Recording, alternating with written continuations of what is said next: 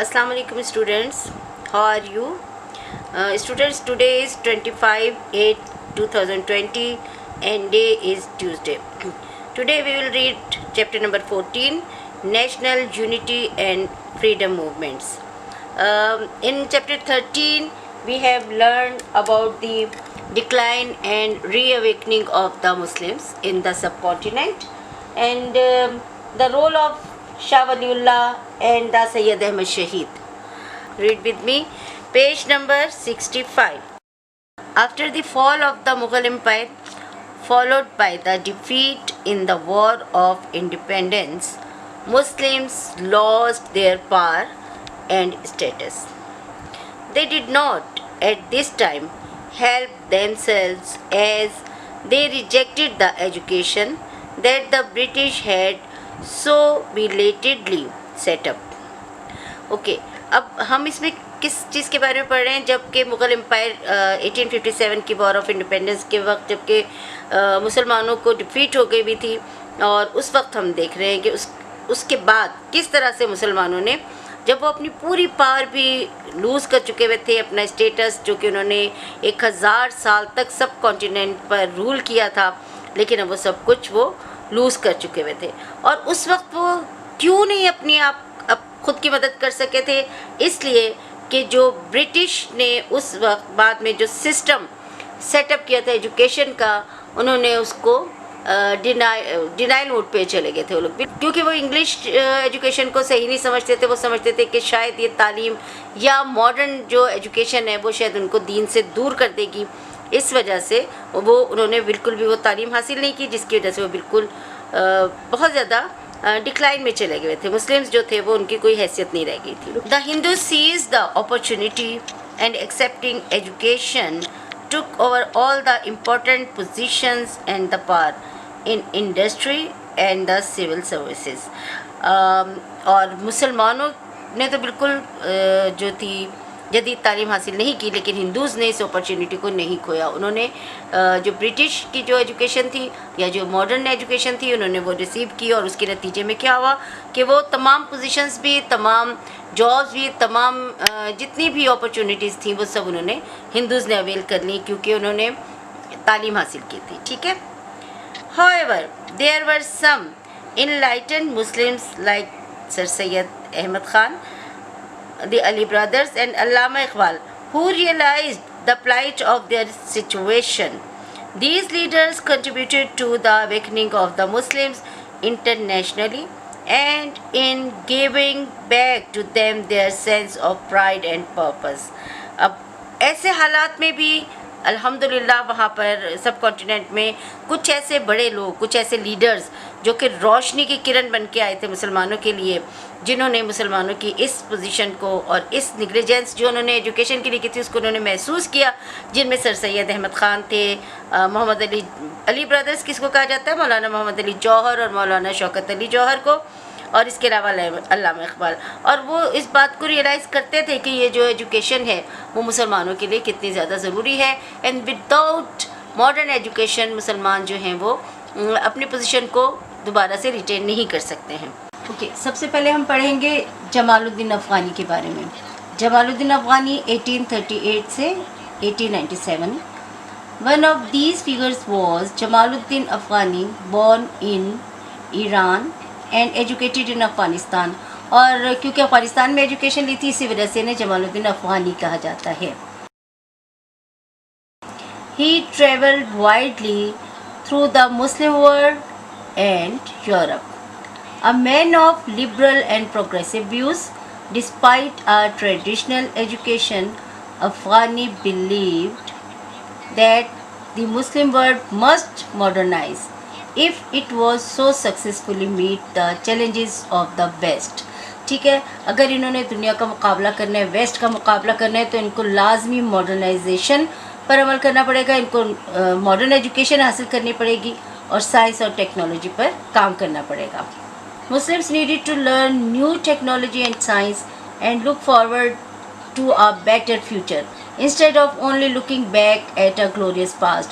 صرف یہ نہیں کہ بیٹھ کر آپ اپنے شاندار پاسٹ کو یاد کرتے رہیں اور کچھ بھی نہ کریں اور یہ سوچیں کہ شاید خود بخود کچھ ہو جائے گا.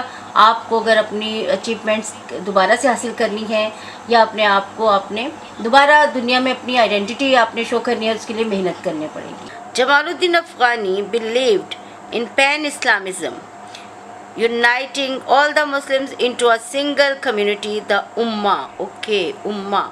Ummah لفظ کا مطلب ہے کہ ساری دنیا کے مسلمان جو ہیں، چاہے وہ دنیا کے کسی بھی کونے پہ رہتے ہیں، وہ ایک قوم ہے، ایک ملت ہے، ایک امت ہے، یعنی کہ امت محمدی صلی اللہ علیہ وآلہ وسلم. اور وہ اسی بات پر یقین رکھتے تھے کہ پین اسلامزم ایکچولی کیا ہے کہ سارے مسلمان ایک سنگل امت ہیں، ایک ہی محمد صلی اللہ علیہ وسلم کی ایک ہی شریعت کو ماننے والے، ایک ہی قرآن کو ماننے والے، obviously ایک اللہ کو ماننے والے ہیں، اس لیے اس کو امہ کہا جاتا ہے. He was strongly in favor of ijtihad in Muslim thought and in the interpretation of Islamic laws. Okay, ijtihad کے بارے میں آگے چل کے ابھی بتایا جائے گا کہ ایکچولی ijtihad کیا ہوتا ہے.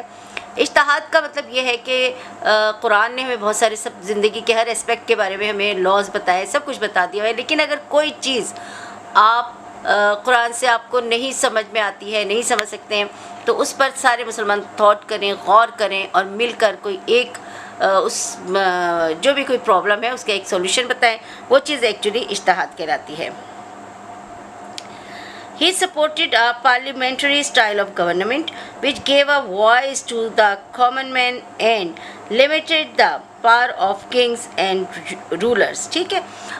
اب دیکھیں ہمارے ہاں جو بھی جمہوری تقاضا، جو ہمارا جمہوری طریقہ حکومت ہے جس کو ہم ڈیموکریسی کہتے ہیں، وہ اس پر بلیو کرتے تھے، جس کا مطلب یہ ہے کہ ایک عام آدمی جو ہے وہ اپنا ایک اوپینین رکھتا ہے، اپنی ایک رائے رکھتا ہے، اور حکومت جو ہوتی ہے یا حکومت وقت جو ہوتے ہیں یا رولرز جو ہوتے ہیں وہ ان کے سروس کرنے والے ہیں، وہ اللہ تعالیٰ کے نائب بنا کر بھیجے گئے ہیں تاکہ وہ عوام کی خدمت کریں. حکومت اصل میں عوام کی ہوتی ہے. دس از پارلیمنٹری اسٹائل آف گورنمنٹ. ٹھیک ہے، وہ اسی چیز کے حامی تھے. Afghani's calls for national independence made him popular with the younger educated Muslims. However, his revolutionary ideas upset orthodox people. ٹھیک ہے. اب جو جمال الدین افغانی کے جو تھاٹس تھے یا انہوں نے جو نیشنل قومی انڈیپینڈنس کے لیے، آزادی کے لیے یہ جو باتیں بھی کہتے تھے، جو نوجوان تھے انہوں نے بہت زیادہ ان کو متاثر کیا، اور جو ایجوکیٹڈ مسلمس ینگرس تھے وہ ان کی کال سن کر ان کے بہت زیادہ ہم خیال ہو گئے تھے. لیکن جو آرتھوڈاکس لوگ تھے، جو بہت ریجڈ قسم کے جو لوگ تھے اور جو کہ ماڈرن ایجوکیشن کو برا سمجھتے تھے، ان کی سوچ کو بہرحال متاثر کیا، اور وہ لوگ ان کو جمال الدین افغانی کو غلط کہتے تھے یا ان کو اپوز کرتے تھے. Second leader was Muhammad Abdu. He was actually an Egyptian, اور ان کے بارے میں اس لیے بتایا ہے کہ یہ جمال الدین افغانی کے ویوز سے، ان کے تھاٹ سے بہت زیادہ متاثر تھے، اور پیرس میں ان کی ملاقات ہوئی تھی جمال الدین افغانی سے، اور یہ ایک لحاظ سے ان کے اسٹوڈنٹ تھے. ٹھیک ہے، یہ جو محمد عبدو تھے یہ جمال الدین افغانی کے اسٹوڈنٹ تھے اور بہت زیادہ ان کے ویوز سے متاثر تھے. اینڈ یہ پیدا ہوئے تھے 1849 اور 1905 میں ان کی ڈیتھ ہوئی تھی.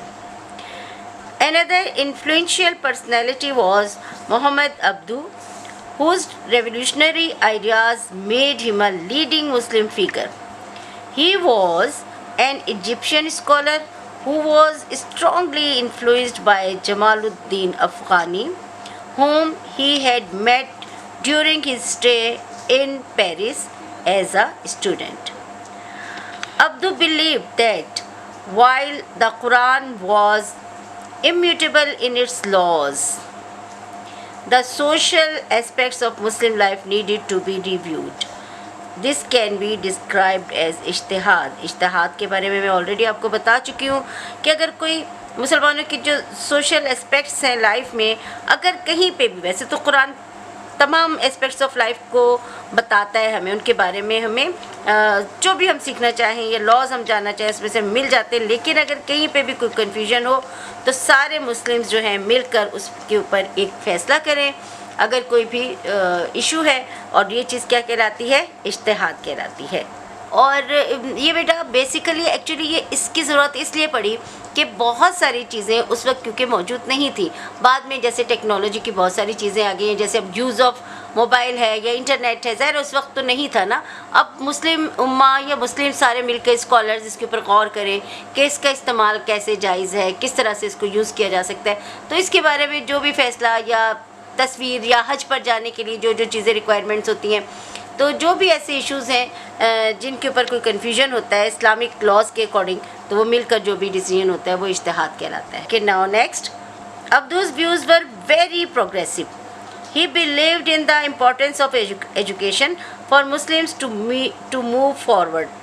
He strongly supported the right of Muslim women to education, and in his university he made special arrangements for them. ٹھیک ہے, خواتین اس زمانے میں وومن ایجوکیشن کو جو ہے وہ بہت برا سمجھا جاتا تھا اور وہ بالکل نگلیکٹڈ تھی, لیکن انہوں نے یونیورسٹیز بنائیں اور اس کے بعد انہوں نے ایک ان کے لیے خاص اہتمام کیا تاکہ خواتین بھی جو ہیں وہ ایجوکیشن حاصل کر سکیں. محمد عبدو finally became a Grand Mufti and a member of the Supreme Council of Al-Azhar University in Cairo. His influence was very strong, especially among the younger students.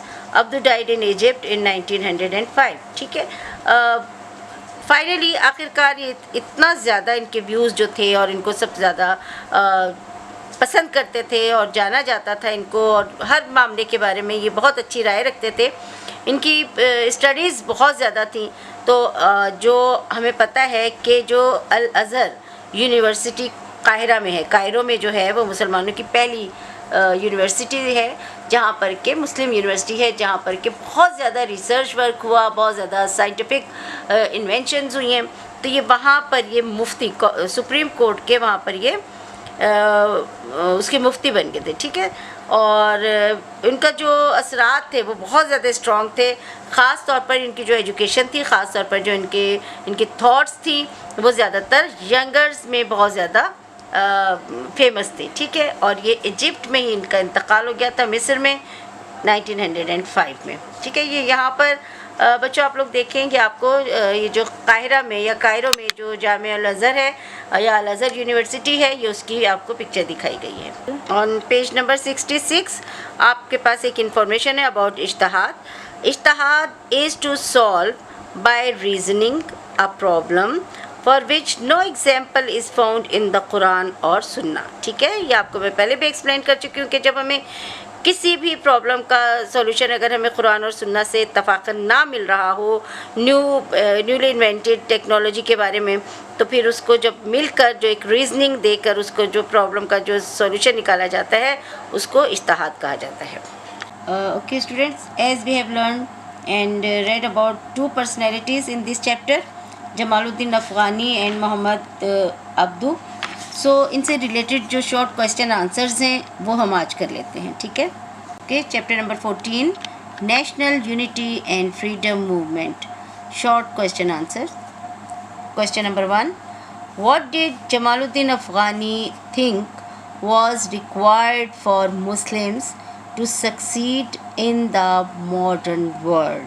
Question سمجھ گئے ہوں گے آپ لوگ, جمال الدین افغانی کے نزدیک مسلمان ماڈرن ورلڈ میں کامیابی کیسے حاصل کر سکتے تھے. Answer, Jamaluddin Afghani thought that to succeed in the world the Muslims needed to learn new technology and science to meet the challenges of the West. ٹھیک ہے, کے نزدیک مسلمانوں کو جدید ٹیکنالوجی حاصل کرنا بہت ضروری تھا. Question number 2, who was Muhammad Abdu and how did he influence the Muslims? Okay, Muhammad Abdu was an Egyptian scholar who believed in the importance of education and also supported the rights of the Muslim women to education. ٹھیک ہے, وہ بھی جو تھے وہ بھی مسلمانوں اس بات پر یقین رکھتے تھے کہ تعلیم حاصل کریں, اس کی اہمیت کو, اور خواتین کو بھی آگے آنا چاہیے اس میدان میں. اوکے اسٹوڈنٹس, انشاءاللہ اپنے نیکسٹ لیکچر میں اس سے آگے ہم پڑھیں گے. And take care.